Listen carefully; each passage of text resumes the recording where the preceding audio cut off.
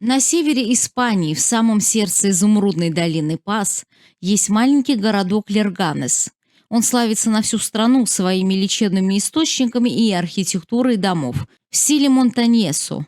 Главное же сокровище здесь совсем не живописные пейзажи и бесподобная архитектура. Этот край издавна окутан легендами и мифами, надежно храня бесценное наследие давно ушедших столетий. Именно здесь берет свое начало история о человеке-амфибии, которая позже стала основой одноименного знаменитого романа Александра Беляева. Таким же на самом деле был этот рыба-человек. В маленьком городке Лерганес в Кантабрии на севере Испании с конца XVII века ходит легенда о неком молодом человеке по имени Франциско. Юноша якобы утонул в море, а через несколько лет вернулся в качестве гибрида человека и рыбы. Только он не стал русалкой, в полном смысле этого слова. У Франциско не вырос хвост, но тело было покрыто чешуей. И выросли жабры. Можно было бы отнестись к этому с огромной долей скепсиса. Но вся эта история была тщательно задокументирована. Монах по имени Бенито Херонимо Фейхоа имел репутацию человека науки, обладающего весьма рациональным мышлением. Этот ученый-монах регулярно развенчивал различные мифы и суеверия. Но почему же он поверил в историю о человеке-амфибии? И кем был на самом деле рыба-человек? И ты молчал. Что ты наделал? Монах-ученый пишет следующее. В середине XVII века в деревне Лерганес жила обычная семья. Отца звали Франциско де ла Вега, а мать Мария дель Касар.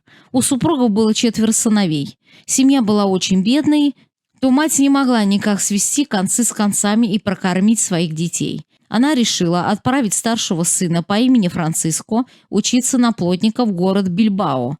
Мальчик выучился, подрос и стал трудиться на этом поприще, помогая матери и братьям. Однажды, в канун Дня Святого Иоанна, юноша отправился с друзьями купаться в устье Бильбао. Франциско был прекрасным пловцом, но течение было настолько сильным, что унесло его в открытое море. Все решили, что он утонул. Прошло около 5 лет. Как-то раз в бухте Кадиса несколько мужчин занимались рыбной ловлей. Как обычно, рыбаки вытягивали сети. Внезапно они заметили весьма странного вида существо, которое туда попало. Они постарались его втащить в лодку, но оно ловко вывернулось и скрылось в воде. После этого разные рыбаки встречали морское чудовище не раз. Однажды им, наконец, удалось его поймать, заманив хлебом. Втащив существо на борт корабля, бывалые моряки были невероятно поражены тем, что открылось их глазам. Морской дьявол имел человеческое тело. У него были длинные тонкие рыжие волосы, по всей длине позвоночника была блестящая рыбья чешуя, а на шее были самые настоящие жабры. Рыболовы отвезли рыбу-человека в ближайший монастырь. Настоятель сначала не хотел принимать его, но потом жалился. Он попытался пообщаться с ним на нескольких разных языках, но тот, казалось, совсем не понимал его. Несколько долгих дней монахи пытались разговорить существо. Им это, наконец, удалось. Он выдавил из себя слово, похожее на Лерганес. Сначала никто не понял, что это значит. Потом один моряк, родом из этих мест, рассказал, что это деревушка на севере Испании.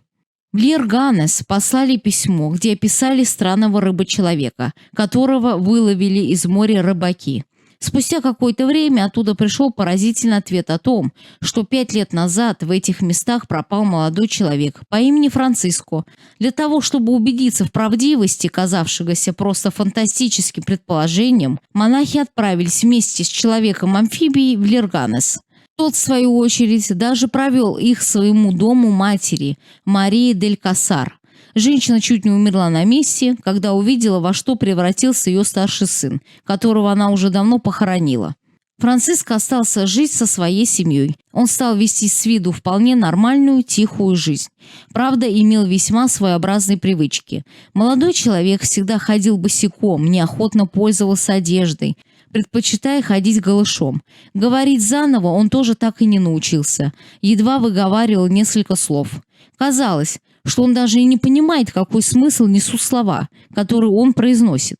У человека-амфибии был прекрасный аппетит, только ел он всего раз в неделю.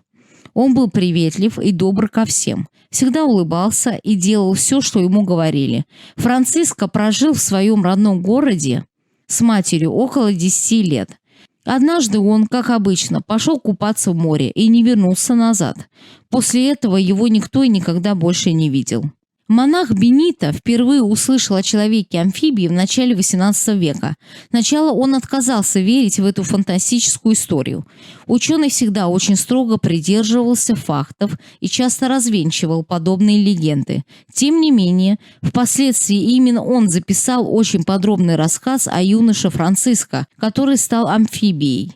В XX веке один знаменитый ученый из Испании по имени Григорио Мараньон решил разобраться в этой истории, которую считал выдумкой. Он стал изучать все факты и свидетельства. Исследователь пришел к выводу, что описанное монахом вполне реально, но только с мифами о русалках никакой связи не имеет.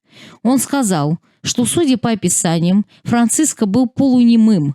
У него была белая кожа, чешуйчатое тело. Все это Мараньон назвал явными признаками кретинизма. В те времена в районе Сантандера эта болезнь была довольно распространена. Причиной был недостаток йода в организме будущей матери. Симптомами были пороки развития, утолщение кожи, похожие на чешуйки, и зоб на шее, который можно было легко принять за жабры.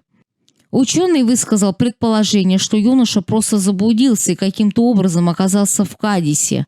Там его странный вид вызвал переполох, после чего и родилась известная всем легенда. Историю о рыбе-человеке опубликовали в прессе. Через несколько лет советский писатель-фантаст написал целый роман о человеке, который мог жить на морском дне. Роман «Человек-амфибия» стал в свое время бестселлером. В 60-х годах по книге сняли одноименный фильм. Главную роль в нем блистательно исполнил Владимир Коренев. Так прославился на полмира никому неизвестный плотник из маленькой испанской деревушки.